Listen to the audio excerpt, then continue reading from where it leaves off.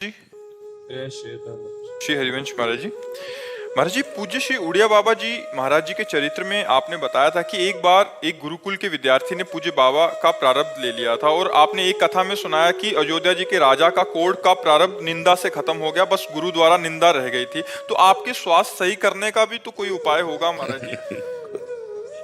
आपको कष्ट कम हो इसलिए कोई ऐसा उपाय बता दो जिसमें। बस एक ही उपाय, राधा राधा जपो, तुम प्रसन्न रहो, तुम स्वस्थ रहो, यही हम देख रहे हैं, यही हमें सुख है।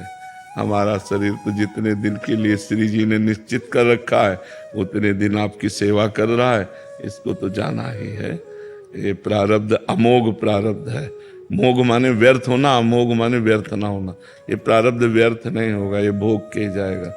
कुछ ऐसे प्रारब्ध होते हैं भोगना ही पड़ता है। जैसे वशिष्ठ जी ने कहा अब तुम्हारी नाक ठीक नहीं होगी क्योंकि तुम्हारी नाक का प्रारब्ध मेरे हिस्से में है और मैं जानता हूं तुम गलत नहीं, इसलिए तुम्हारी निंदा नहीं करूंगा और ये प्रारब्ध तुम्हें भोगना पड़ेगा।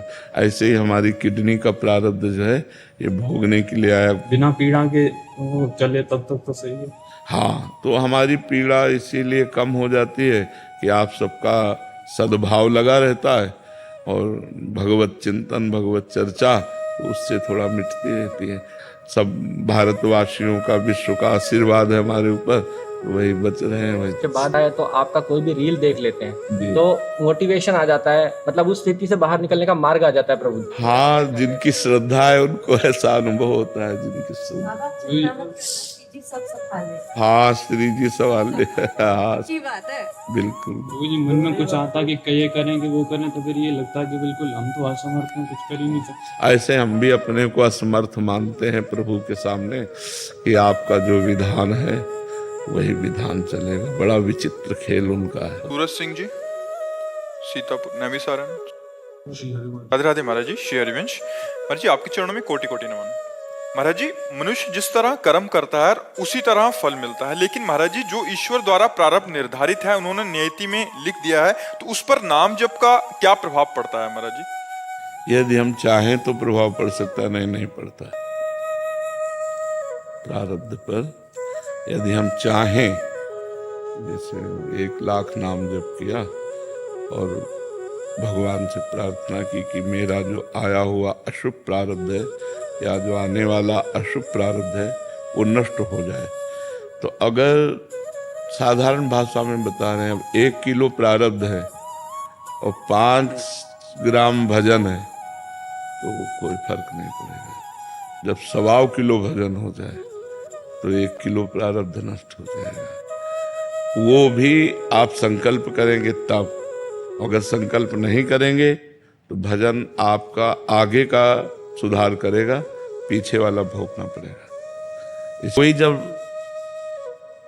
विट्ठल भगवान के दर्शन करने के लिए वहीं से जाए तो मन में आया कि बाहर जूते उतार देंगे तो कोई ले न जाए, और गमछा में जूते बांध लिए, कमर में कस लिए और वहां गए तो भूल गए अपने आप को ठाकुर जी के दर्शन करने, नाचने लगे तो गांठ ढीली पड़ी तो जूते गिरे, बड़ी पिटाई हुई कि वैष्णव होकर और तुम जूते कमर में बांध कर आए हो। अब आप इसमें क्या विचार करेंगे? जो आदमी रत्नों से जटित पलंग को फेंक देता है वो अपने जूते ना चुरा के ले जाए इसलिए कमर में बांध लेते हैं। आप इस पर क्या बोलेंगे? उनको क्या जूते से प्रेम है? जब अगर ऐसा लोभ होता तो रत्न जटित क्यों फेंकते? रत्नों से जटित था। ये भगवान की लीला, इसमें बुद्धि काम नहीं करती। उनको पिटवाना है तो ऐसा करवा दिया, पुजवाना है तो ऐसा करवा दिया। पुजवा रहे तो बादशाह से और पिटवा रहे हैं तो मंदिर के अपने पार्षदों से पिटवा दिए। तो कुछ भगवान की ऐसी लीलाएं हैं जो बुद्धि से समझ में नहीं आती।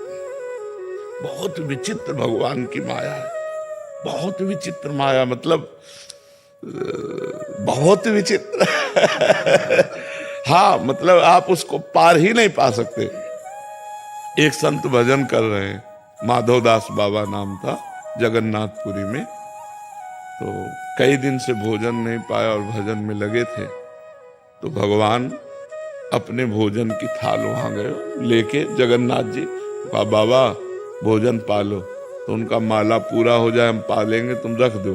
तो रख के अंतर ध्यान हो गए। और उन्होंने देखा स्वर्ण की थाल, सोचा कोई धनी मानी जन होगा, लाया होगा, खाया पिया और समुद्र में धो के कुटिया के बाहर रख दिया। अब वहाँ हुआ कि भोग की थाल गायब हो गई। तो किसी ने कहा माधव दास बाबा की कुटिया के बाहर थाल रखी। अब आए तो देखा तो उनका थाल चुराया और मार डंडे। अब इसमें क्या बुद्धि लड़ाओगे? अपने थाल का भोजन पवा रहे हैं और अपने ही पार्षदों से डंडा चलवा रहे। ये दोनों काम करते हैं। ये अपने भक्तों को यश बढ़ा देते हैं, फिर पिटाई भी करवा देते हैं। पुजवाना और पिटवाना दोनों इनके काम बराबर चलते हैं। ऐसा क्यों करते हैं? एक शीशा है, जैसे उसे आप ऐसे कंकड़ मारो तो टूट जाएगा, लेकिन ठंडा गरम तो बुलेट प्रूफ हो जाएगा। हो जाएगा। भगवान अपने भक्तों को बुलेट प्रूफ बना देते हैं कि उसके ऊपर संसार का कोई प्रभाव न पड़े, मान सम्मान इसका किसी भी तरह न पड़े। तो कुछ प्रारब्ध की लीलाएं होती हैं और कुछ भगवान की पर्सनल लीलाएं होती हैं, जिन लीलाओं में किसी की बुद्धि काम नहीं कर सकती। अब हमको चाहिए कि भगवान की शरण में होकर नाम जप करें और जो दुख सुख आवे उसे हम भोग लें, उसे भगवान का प्रसाद मानकर भोग लें। जानबूझकर हमसे कोई गलती ना होने पावे, बस ये बात है। और खूब नाम जप करे, ज्यादा इस पर विचार न करे, क्योंकि कोई निर्णय नहीं निकल सकता। नहीं, ऐसा क्यों? तो निर्णय नहीं निकल सकता। बहुत विचित्र है। एक दिन माधवदास बाबा से कहा जगन्नाथ जी ने कि बाबा राजा के बगीचे के कटहल पके हुए हैं, हमें खुशबू आती है, तो हमारा मन ललचाता है, चलोगे क्या? तो बोले चलो जय जय। तो भगवान ने बाउंड्री फांद करवा करके और पेड़ के नीचे गए, बोले आप चढ़ो। तो उनका हम तो बूढ़े आदमी, महाराज आप ही चढ़ जाओ। बोले नहीं आप चढ़ो। तो बाबा को चढ़ा दिया और वो फल तोड़ के, पके हुए कटहल के कोए मीठे मीठे लगते हैं, तो तोड़कर बोले वाह वाह। अरे बोले जोर से मत बोलो, राज कर्मचारी लगे होंगे। और इतनी जोर से वाह वाह किया कि राज कर्मचारी दौड़ के आ गए। आप तो अंतर ध्यान हो गए, फंस गए बाबा के डंडे चले। अब जब सुबह ले गए राजा के सामने, राजा ने देखा माधवदास बाबा साष्टांग दंडवत हुआ। उन्होंने राज कर्मचारियों को डांटा कि तुम्हारा दिमाग खराब, इतने सिद्ध पुरुष को तुम पकड़ के लाए। तो बोले महाराज लीला क्या है?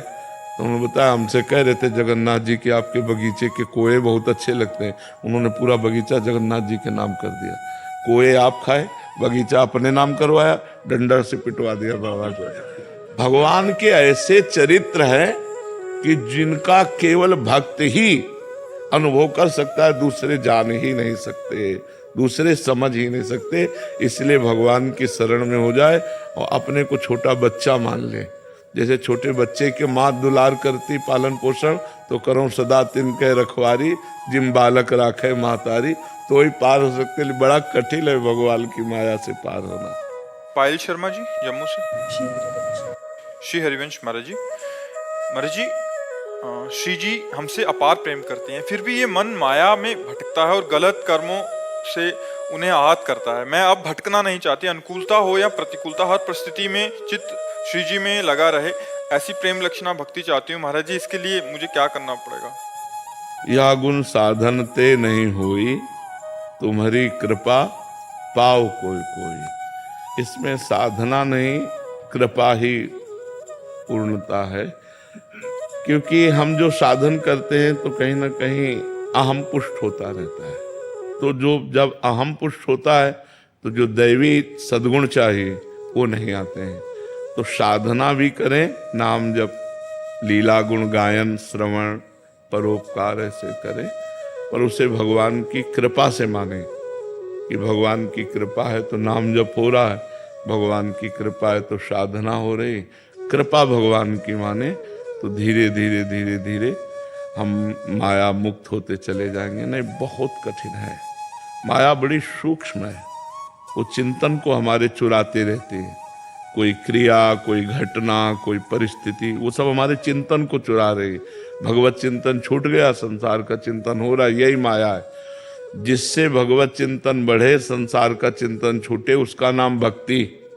वो वस्तु, वो व्यक्ति, वो स्थान, वो घटना, भक्ति जो भगवान की स्मृति करा दे, और जो भगवान की विस्मृति करा दे, वो वस्तु, वो व्यक्ति, वो घटना, वो परिस्थिति, वो माया। भगवान का विस्मरण बड़ी सूक्ष्मता से माया कराती है। तो हमें चाहिए कि जहाँ तक प्रयास है भगवान का स्मरण करें और ऐसे रहें।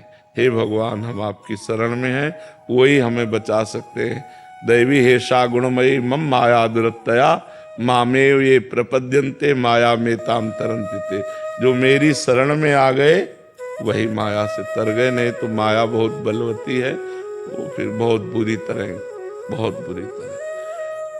अलग अलग बाण हैं। एक बाण काम न किया तो दूसरा, दूसरा न किया तो तीसरा, वो गिरा के ही मानेगी, क्योंकि बहुत चतुर खिलाड़ी है। अगर बचा सकते हैं तो जैसे अर्जुन को भगवान ने बचाया युद्ध में, नहीं एक से एक महारथी सामने थे। भीष्म जिन्होंने प्रत्यंचा चढ़ाना सिखाया वो द्रोणाचार्य जी थे। अर्जुन को जिन्होंने प्रत्यंचा चढ़ाना सिखाया वो तो द्रोणाचार्य गुरु थे। तो जिसके पक्ष में भगवान है वही जीत सकता है, नहीं तो फिर बहुत विचित्र माया है, वो फंसा लेती। और सबसे बड़ी बात है, हम अंदर से राजी हो जाते हैं। माया बाहर से फंसा ले तो बात हो, हम अंदर से राजी हो जाते हैं, यार चलो ठीक है, यार चलो ठीक, और बस उसी में खसकते खसकते ऐसी जगह फंस जाते जहाँ विपत्ति आ जाती। तो ये भगवान के भरोसे रहे, भगवान के आश्रित रहे, खूब नाम जप करें, सब ठीक हो जाएगा।